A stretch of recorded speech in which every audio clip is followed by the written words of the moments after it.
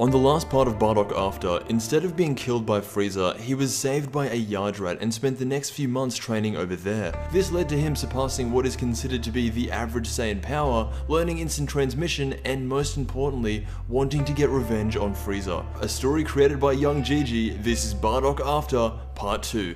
The story begins on a random planet that is home to Frieza's soldiers. Through instant transmission, Bardock has been tracking down the energy of Frieza's army, and ever since he left Yardrat, he has been slowly exterminating all of Frieza's men. It also says that because of his training with the Yardrats, Bardock now has a max power level of 1.5 million. As soon as he finishes taking down another Frieza planet, he senses a familiar energy, and it turns out that it's another Saiyan. We get introduced to him, and his name is Papol. He comes from a royal bloodline, a lot like Vegeta, but he's got the personality of Gohan. He mostly does what he's told, and that's why Frieza decided to keep him around, because there was no way someone like Papol would ever rebel against him. When Bardock finds him, he wastes no time in saying what really happened with Planet Vegeta, because up until this point, every Saiyan who was away at the time was told Vegeta collided with a meteor. Papol is somewhat shaken up by this, but then Bardock asks him to join his side and get revenge on Frieza. Papol hesitates and he's questioning Bardock's strength because his own power level is around 15,000.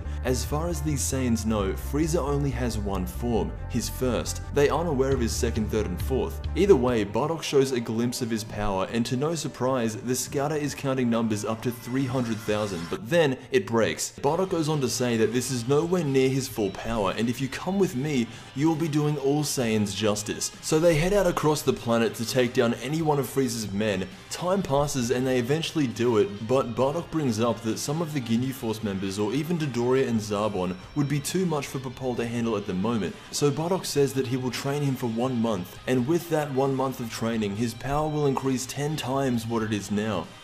Meanwhile, out in space, not Frieza, but someone who looks a lot like him noticed that planets around him are being destroyed.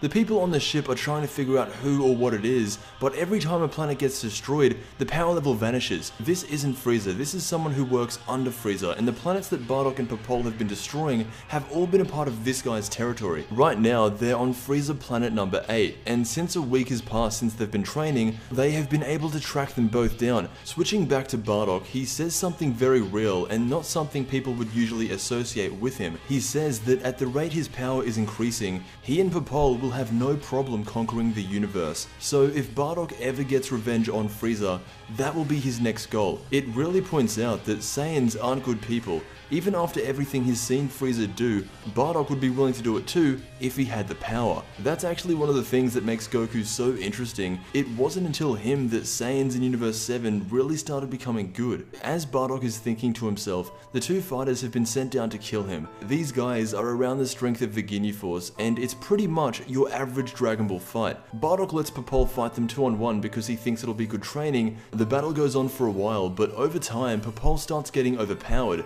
This is where Bardock steps in and has an immediate impact. He one-shots both of them, and just like that, they're gone. Papol then comes up to him and apologizes for not being strong enough. Bardock just gives him some words of encouragement and he's good to go. However, Bardock is known for being able to see glimpses of the future, and just as he's talking to Papol, something comes over him. The very next thing he sees is Papol lying in his arms, tears rolling down his face, and eventually dying. That is where part 2 of Bardock After ends. When part 3 comes out in English, I'll cover it as soon as possible because I really like where this story is going. It's showing Bardock as a real Saiyan, vicious and bloodthirsty. Anyway, that was Bardock After part 2. Again, this story was created by young Gigi, the guy who worked on a little bit of Dragon Ball AF. The way this story is going and the way I think it's going to end, I might like this more than the original because it expands on who Bardock is as a Saiyan, and it hints that if he did kill Frieza, he would have been just as bad. But I want to thank you so much for watching, and I will see you in the next Dragon Ball video.